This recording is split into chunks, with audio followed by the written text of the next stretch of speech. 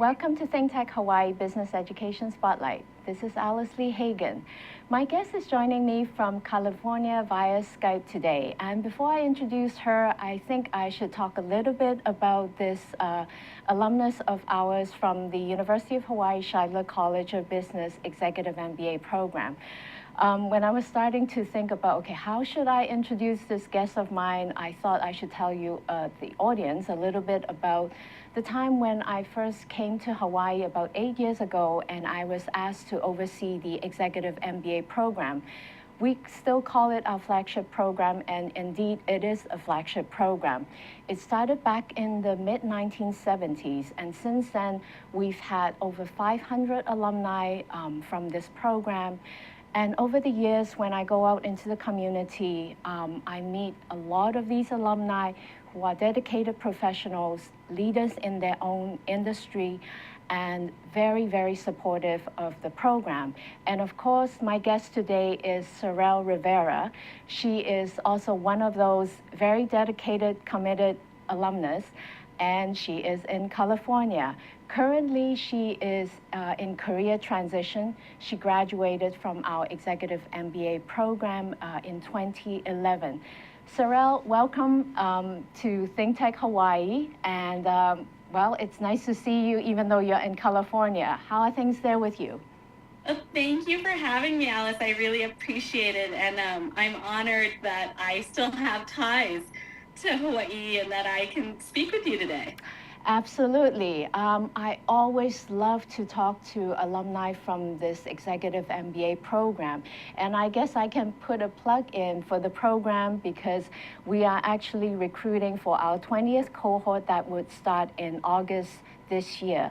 But Cerell, you graduated from our EMBA program in 2011. And as I mentioned earlier on, participants who go through that program, you are all very successful working professionals. You strive to succeed, and you are leaders in your own profession. And I would love to know more about what you are doing in California right now. So I guess my question for you is, I did a little bit of research for you, and thanks for all the information that you sent to me, but you call yourself a change maker. So can you explain what it is you meant by a change maker?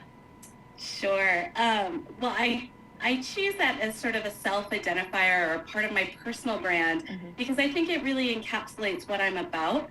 I think a lot about ongoing personal improvement, and I'm not satisfied with the status quo. I want to make things better, not only for myself in my personal life, but professionally as well. I'm constantly striving for improvement in my work.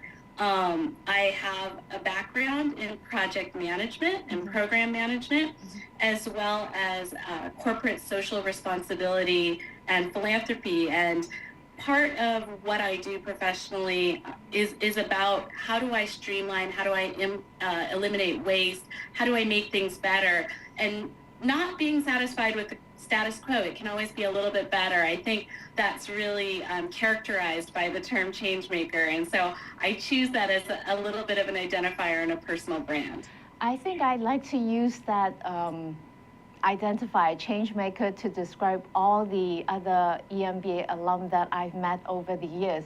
I think you best describe people who have gone through the program. And as I mentioned earlier on, they all have fascinating stories to tell. And now you've got really diverse experience. You said you're not happy with the status quo. You're always looking for ways to change yourself. Now, I know that when you were here in Hawaii, you actually worked in, education. You were also in energy and technology. Especially the project with the Honolulu Community Action. Would you like to share that with us, even though it was, several years back, but it's just fascinating that, you feel comfortable in different sectors? Sure. I'd be delighted to talk to you about Honolulu Community Action Program. They're also called HCAP. That's a lot of folks in Hawaii know them by HCAP. What's wonderful about HCAP, just to let you know, the executive director who recruited me to work there, Robert Piper, is also a graduate of the Shidler College of Business, as well as an alumni of the East West Center. And I think that's how I caught his eye initially. He recruited me when HCAP received a large sum of money through the federal stimulus to work on energy efficiency programs. Robert recruited me at that time, and it just so happened that it was right at the same time that I was about to enter the MBA program at Shidler. I was a little reticent initially about the job because of the sheer scope and a level of accountability. It had to do with the federal stimulus. It was a highly accountable role, developing energy efficiency programs for middle and low income residents in Hawaii. I think what sort of also caught Robert's eye when he recruited me was that my undergraduate education is in the hard sciences. Although I had been working in philanthropy and program management, I had a hard science background, and it's really shaped my career path. Even though I've never worked in the hard sciences, it helps to sort of see how information flows, see interconnections and how things work together, as well as the implications of decisions. So that really played into my career, and then this job in particular. So the job had to do with making houses more energy efficient to reduce carbon footprints, as well as help people save on their energy bill. Hawaii has the highest cost of energy in the nation, if you didn't know that. Right, yes. It's about 33 cents a kilowatt hour. California is also very, very high.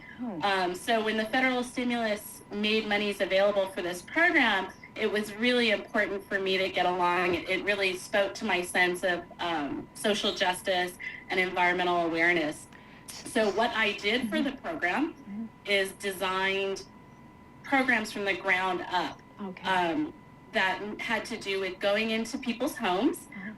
We had energy auditors that would go in and look at how people utilized energy in their home, and then think about what solutions we could implement through the federal stimulus, funded through the federal stimulus. So it was entirely free. Sarah, sorry to interrupt. So I presume that this was a brand new initiative, that nothing like this type of project has been done before here in Hawaii then. Right. So through the stimulus, many of the programs, there were multiple programs, more than one. There was a pre-existing program, but on a very small scale, where they might help, maybe 4 or 5 homes a year.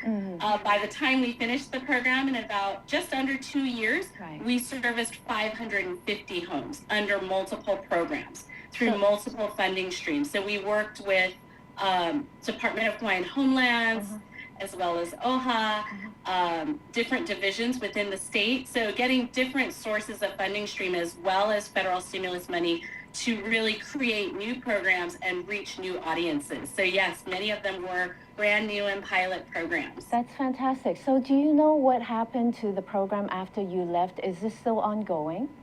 It is still ongoing, certainly not at the scale that it was implemented before.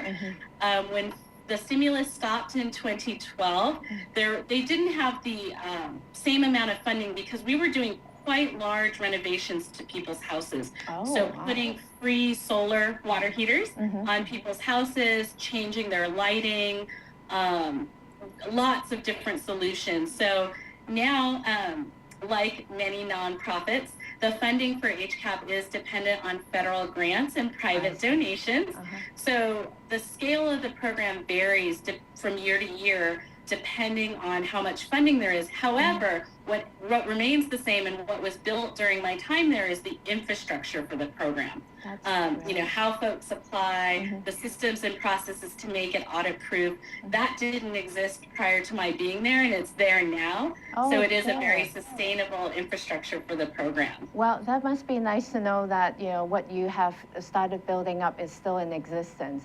Now, yeah, it's really the most satisfying thing I've done in my career to date. Oh, good. Now, fast forwarding it to, I guess, last year, I know that you moved back to California in around 2012, and then you were working for Smart Wire Grid. So that's along the line of technology and energy. So I'm just wondering if, since you've worked here in Hawaii and now that you're in California, maybe you can shed some insight on perhaps the difference in the energy industry between the two states?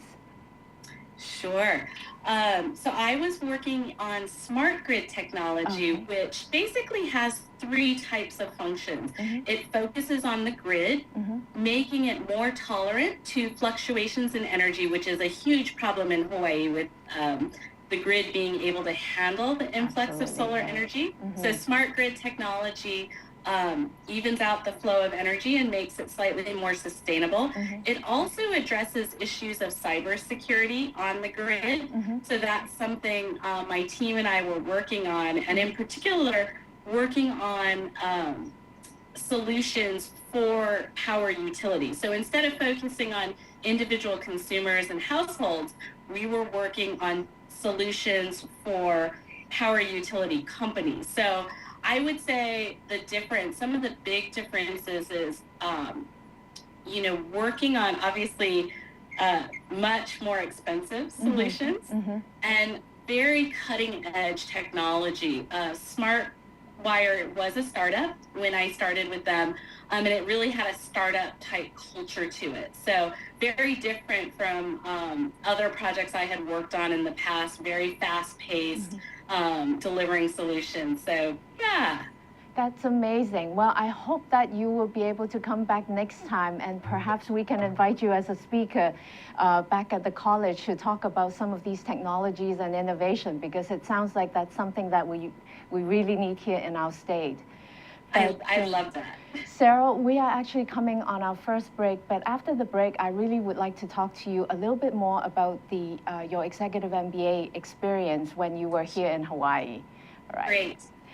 My guest is Cerell Rivera. She is our alumnus from our Executive MBA program at the University of Hawaii Shidler College of Business. You are watching ThinkTech Hawaii Business Education Spotlight. We'll be right back. Aloha, I'm Li Hagan, president of the Grassroots Institute and host on Ehana Kako, a weekly program on the ThinkTech Hawaii broadcast network. Ehana Kako means let's work together. Think of the sad alternative, let's not work together. Here in Hawaii, with all of our diversity and the richness of the people, it's important for us to come together around issues on the basis of what's right and what's good and what's going to serve the common good. And that's what we try to do at Ehana Kako.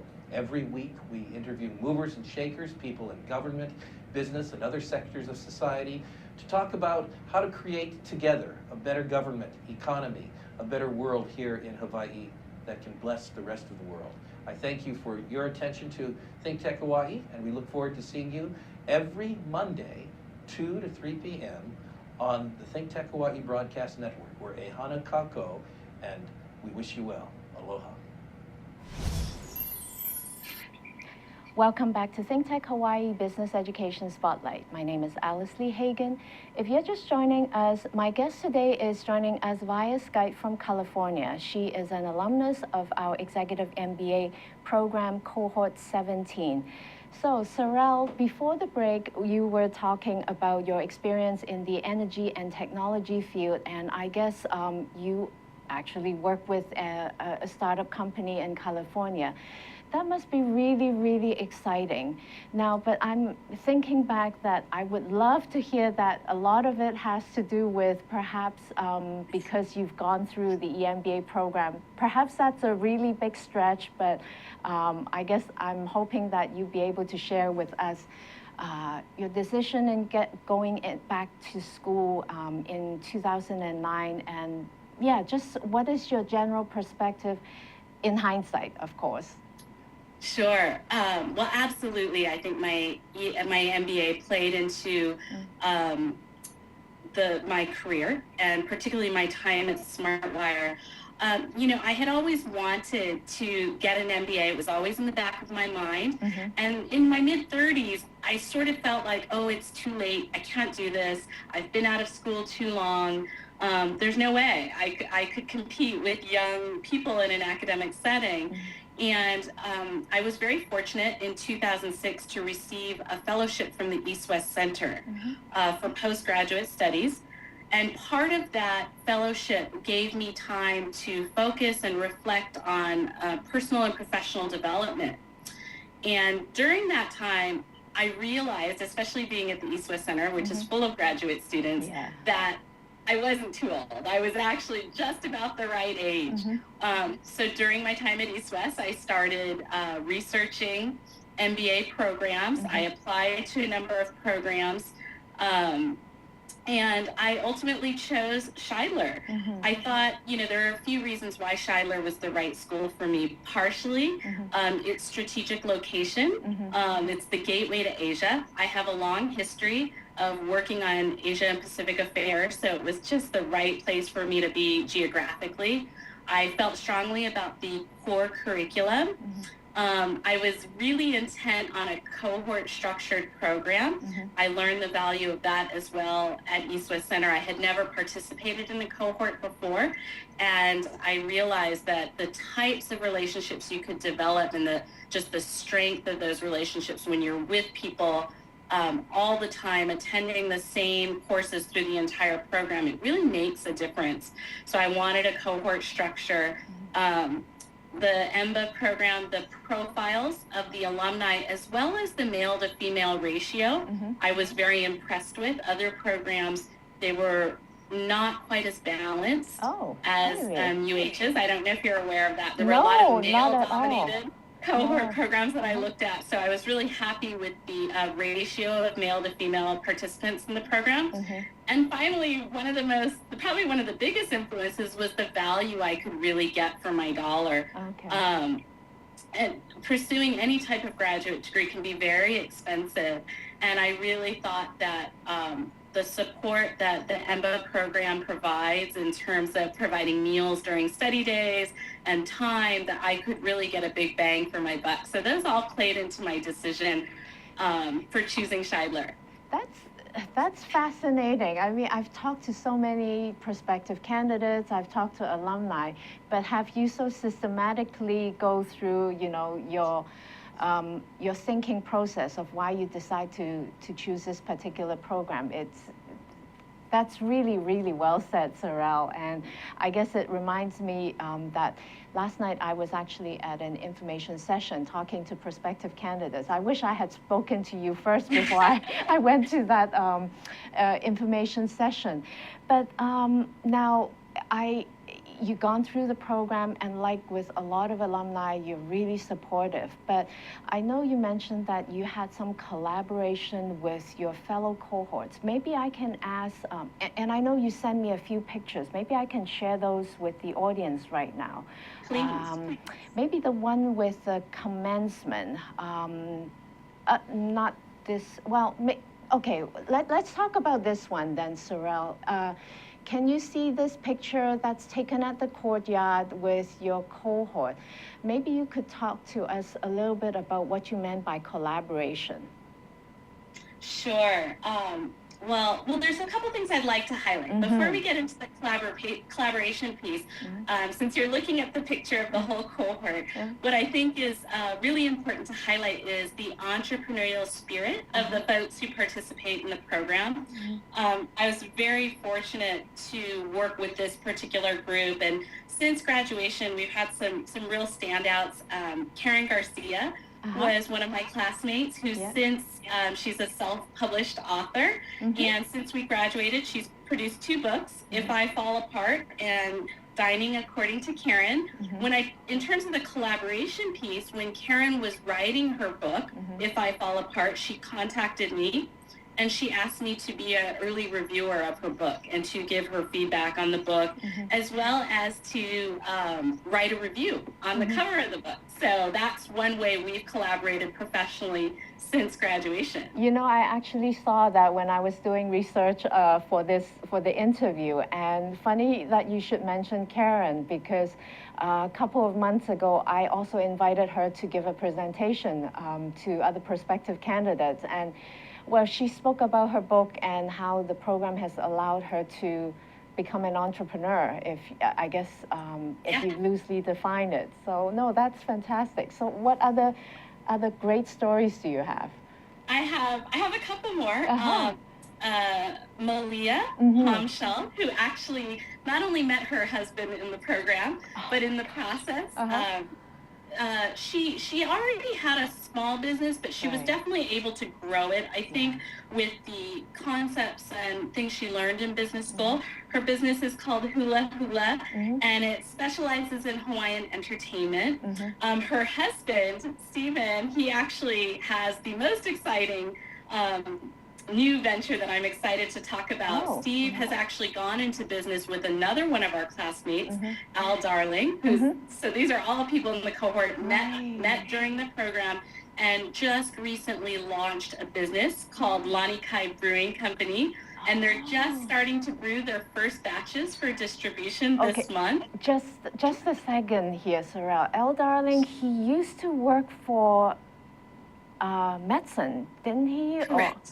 Okay, so now he is in the brewery business, or is this a second position here, second job here? So he used to work for Maxon. He's currently with Kaiser Permanente, but he's a major investor in Lanikai Brewing. So Steve, it's his full-time job. He's the CEO and founder and major investor. Al is one of the backers, but he's also handling the finances for the business. And I think one of the things we learned during our time in graduate school was Al was by far always the whiz with the numbers, such a fantastic finance guy. And I think Steve really capitalized on that when he got him to invest in the business. Oh my gosh, these are just great stories. Do you have any other ones?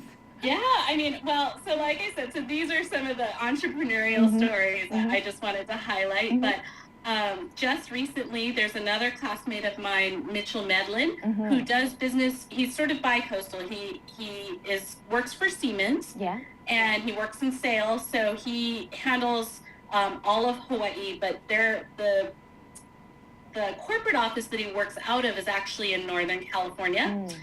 Recently, he was here on a business trip, and he knew about my desire to network with different people and different companies. So he invited me to his office and connected me to folks in his company. And again, I would highlight those types of relationships where, you know, we're 4 years out of the program, but we still think of each other. We still get together on a daily basis, talk to each other on a daily basis. I know there's a group of my classmates who run together once a week. I also know the cohort still meets for happy hour once a month. That's great. I know there's a group that meets downtown, and every time I visit Hawaii, we set up a get-together. So I think that really speaks to the strength and the depth of relationships formed on the program. Now, you've talked about networking and all these success stories during and after the program, but I'd like to go back to your comment earlier on, because you said for a while you were wondering, okay, whether you're too old to go back to school to get a degree. But now in retrospect, don't you think that it's because of your maturity that you are able to get so much more out of the program? Absolutely. I would say, and I think this goes for any MBA program, but especially the Executive MBA program, that the bulk of knowledge transfer and learning comes from classmate to classmate. You really learn from your classmates and their experiences, and you just spend so much time with them. You spend not just the classroom time, but the time working on projects. A lot of the projects and assignments and case studies are tackled in small groups and on small teams. My small team in particular, I became very close with them, and we came from different disciplines and backgrounds, and it was very apparent early on in our collaboration that we had complementary skills. I think I didn't realize this before I entered into this program. I thought that a lot of the learning happened from what you hear from the professor and what's the curriculum going to be like. But I would really say, or I would argue, that the bulk of learning comes from your classmates for certain. Yeah, no, absolutely. Oh, Cerell. I mean, it's really nice that we can talk right now, but I just wish you were here. Now, you're in California, and you said sometimes some of our alum from Hawaii would come and visit you, and I guess you get together, and likewise when you come here. So do you have a lot of connections, or I should ask, are there a lot of alumni from our program in California? Sure. I would say that's been in my transition back to California. I was in Hawaii for 7 years, and when I came back, one of the challenges I faced was connecting with people and really having that sense of community and network and ohana spirit that I had in Hawaii. It's a little bit more challenging in California to connect with people, in part because of geography. The San Francisco Bay Area is very spread out. I'm based right on the border of the Silicon Valley in Fremont right now. And just recently, I was introduced to the Hawaii Chamber of Commerce in Northern California, which is a partner of the University of Hawaii. So I just recently, in the last couple months, have been able to network and meet some other UH alums. But beyond my cohort, it's been a little challenging to connect with other EMBA graduates in California. Now, I'm glad you are talking about, you know, what you're doing to maintain your connection with Hawaii, because I want to explore a little bit more of that. But we're coming on a second break, so when we come back from the break, tell us more about what you're doing to stay in touch with our state here. Sure. My guest is Cerell Rivera. She is our Executive MBA alumnus from 2011. You're watching ThinkTech Hawaii Business Education Spotlight. We'll be right back. Hi, my name is Andrew Howard. I'm an astronomer at the Institute for Astronomy at the University of Hawaii up in Manoa. I'd like to tell you about the annual open house that we're having this year. It is on April 6th, 11 to 4 p.m. It's an all ages event, kids, grown-ups, even people in between. Everyone is welcome. We have a lot of really fun activities. You get to meet astronomers, look at yourself in an infrared camera, play with Legos, make robots, look at videos.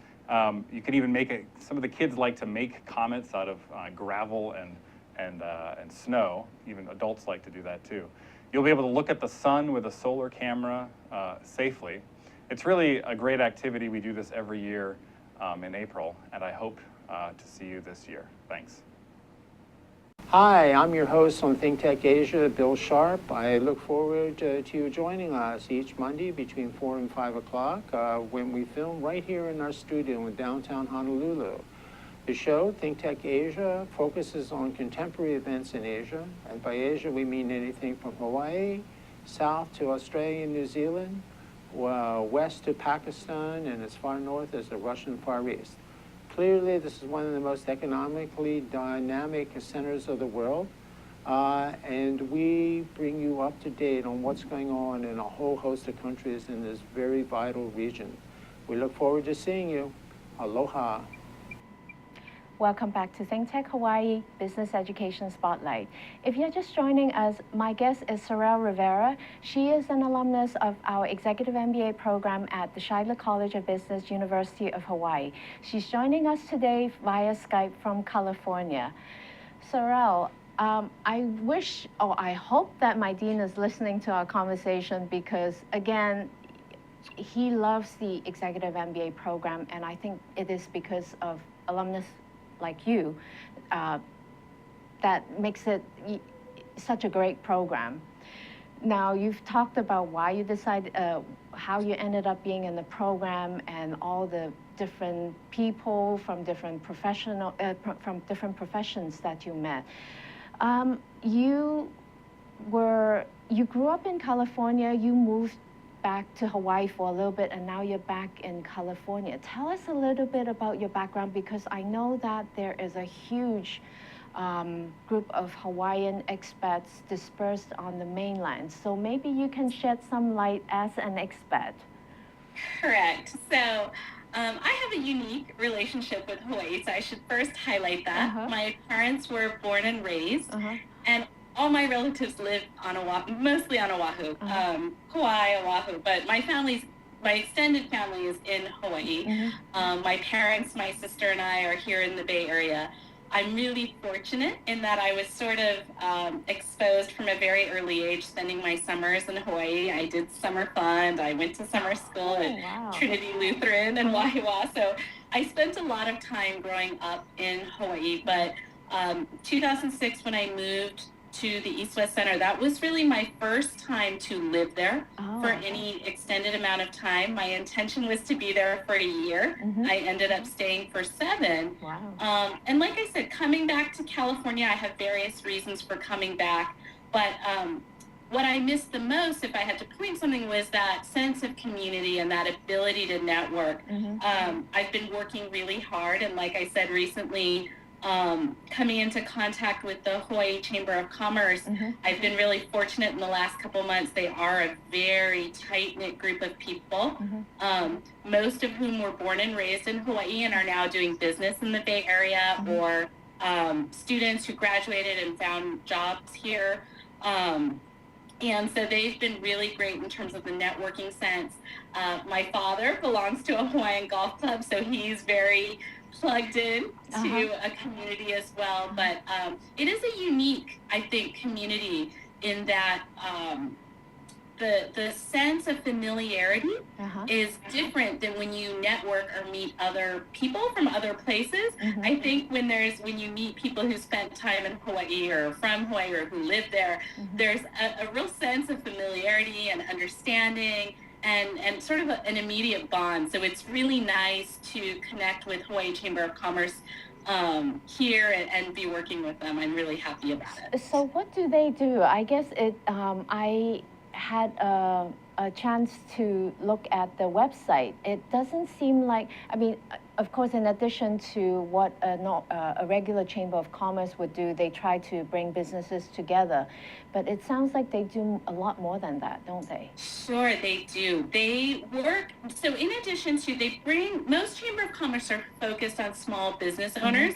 The nice thing about the Hawaii Chamber I found is that they invite anybody who wants to attend their events. They do a lot. I felt particularly welcomed, and folks going around and just that basic networking. But they also do something, and I'm trying to remember offhand what it's called, but I think it's called the Wiki time, where people get up for 2 minutes. They provide a forum for anybody who wants to do it. 2 minutes to talk about anything they want. So they really provide a forum for people to network and get to know each other and create connections. It was founded by 3 guys who moved from Hawaii to the Bay Area and just sort of wanted an excuse to get together and feel supported. It then subsequently invited in business people, and now it's really a mix of, like I said, folks doing from Hawaii doing business in the U.S. Business on the mainland, in California. Folks from the Bay Area who like to do business in Hawaii. It's a way for them to connect with people. And then folks who spent time in Hawaii but just don't know how to connect with other people or don't have a forum for it or who are shy. This really provides a forum to sort of get back to that welcoming community. So do you know how big the Chamber of Commerce is? I'm actually not sure how many people total. The few events that I've been to, I would guess there's been well over 100 people. They're very well attended events. And I've subsequently found at their events, there's a lot of cross-pollination with other organizations I'm involved in. They work very closely with an alumni association I'm part of that's related to Japan. They have a lot of partners in the Bay Area.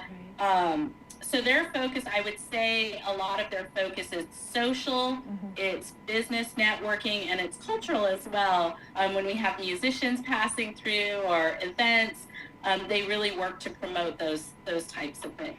See, it's interesting. I think for people like us who live here, we really take a lot of things for granted.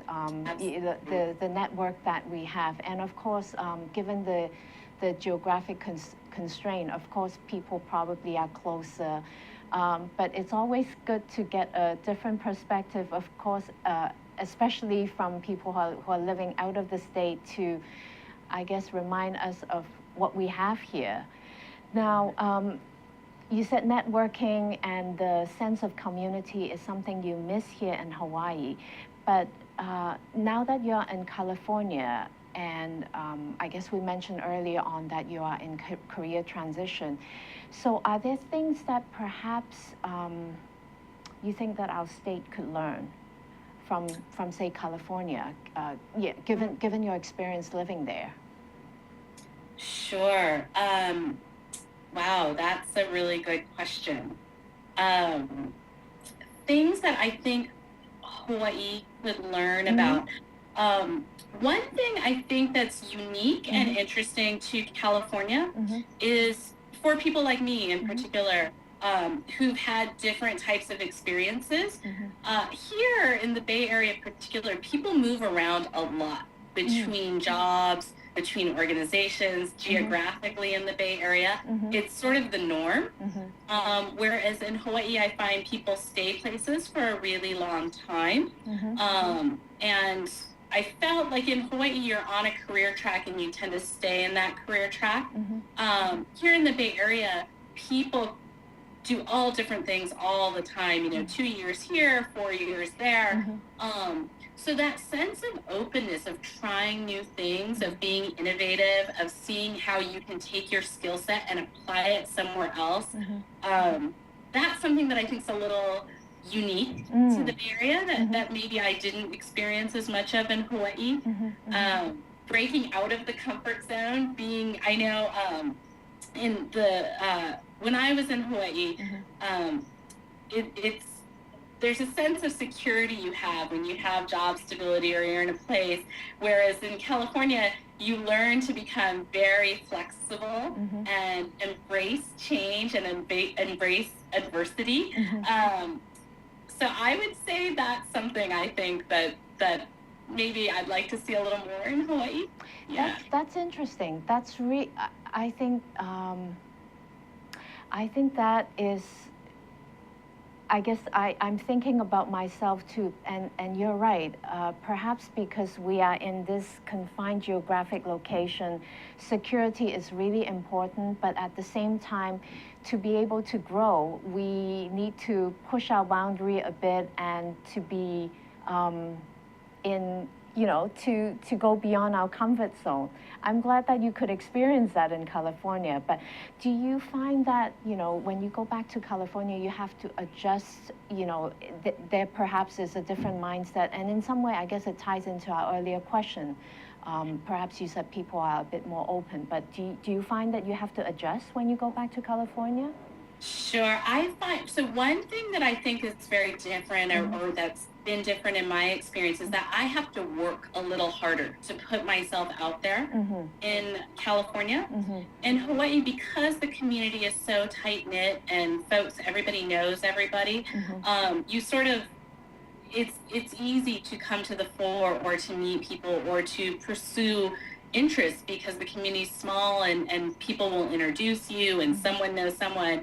But in California, you really have to work to put yourself out there, to put your ideas out there, to make yourself heard. And again, to connect with people. I know I keep coming back to that, but you have to work really hard here. And the pace of life and business is so much faster.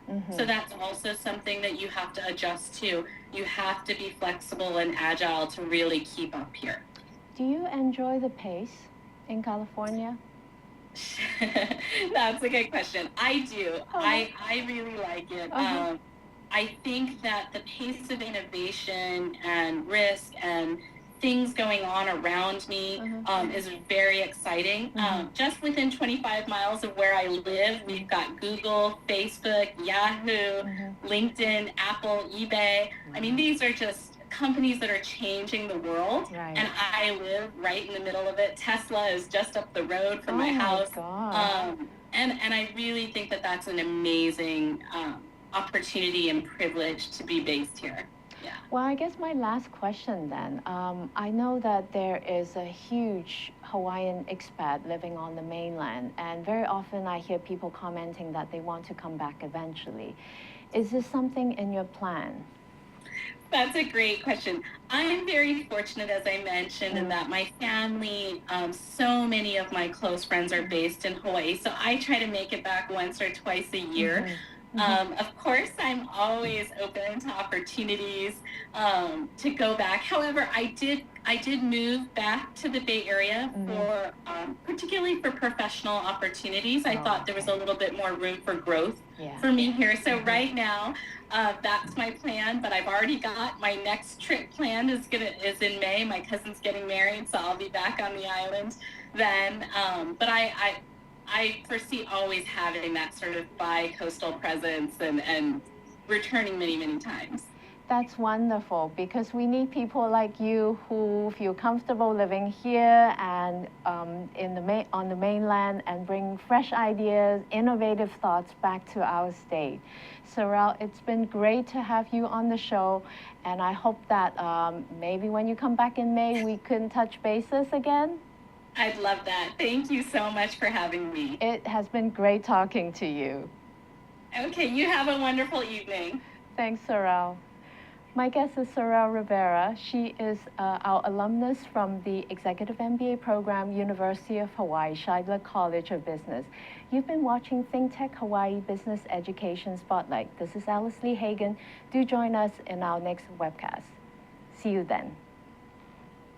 I'm Donna Blanchard, and this is your ThinkTech News for Thursday, March 12, 2015. Iran's highest leader issued a sharp response to a letter to the country's leadership by Republican lawmakers, deriding it as an indication that Washington is disintegrating from within. Ayatollah Ali Khamenei, Iran's supreme leader, posted a statement on his website saying that the letter warning that any nuclear deal could be changed by a new president was a sign of decline in the political ethics and the destruction of the American establishment from within. Mr. Khamenei, who will have the final say in Iran over a nuclear deal, characterized the open letter written by 47 Republican senators on Monday as a reflection of Washington's decadence. All countries, according to the international norms, remain faithful to their commitments even after their governments change. But the American senators are officially announcing that at the end of the term of their current government, their commitments will be considered null and void, Mr. Khamenei wrote. He said the letter was a sign of declining political ethics. Most surprising, perhaps, was the fact that Mr. Khamenei appeared to continue to support the nuclear talks, despite the Republican threats that they or a possible Republican president in 2017 would try to undo any deal made. The two police officers who were shot in Ferguson, Missouri early this morning were victims of an ambush, the St. Louis County Police Chief said, hours after gunfire rang out in front of the police station during what had been largely a peaceful protest.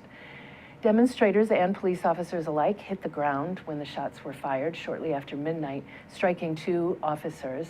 Many people ran for cover and police officers dragged the wounded to safety. Other officers crouched behind cars and walls, drawing their handguns or rifles as they surveyed their surroundings. The injured officers were released from the hospital this morning. We are lucky, by God's grace, we didn't lose two officers last night, Chief John Belmar of the St. Louis County Police Department said at a mid-morning news conference. It was clear that the police were the targets, he said, adding, "This is really an ambush, is what it is." Echoing Chief Belmar's comments, Attorney General Eric Holder Jr. called the shootings heinous and cowardly attacks. This was not someone trying to bring healing to Ferguson, Mr. Holder said. This was a damn punk, a punk who was trying to sow discord. President Obama weighed in on Twitter, writing, "Violence against police is unacceptable. Our prayers are with the officers in Missouri. The path to justice is one all of us must travel together. Later in the morning, police spokesman Sergeant Brian Shellman said people have been taken in for questioning, no arrests at this point. Iraqi government forces and allied militias took control of the western neighborhoods of Tikrit today, military officials said, leaving only one area, including a palace complex once used by Saddam Hussein, in the hands of the Islamic militia. Military officials said they were confident of declaring victory within a few days in Tikrit, a central objective in rolling back the militants and the government's largest operation against the Islamic State since it swept into much of the country's north and west in June.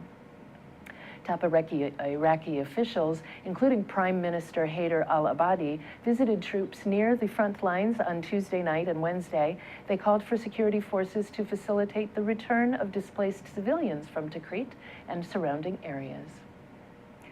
The wreckage of an Army helicopter that crashed off the Florida Panhandle on Tuesday night has been discovered. Military officials said today, adding that none of the 11 people aboard were expected to be found alive. At this point, we are not hopeful for survivors, and we are transitioning our search and rescue to a recovery effort, Colonel Monty Cannon, the Vice Commander of the Air Force's 96th West Wing, said in a statement today. Our thoughts and prayers continue to be with the family members and the units where our soldiers and Marines call home. I'm Donna Blanchard, and this has been your ThinkTech News for Thursday, March 12th, 2015. Ahui ho.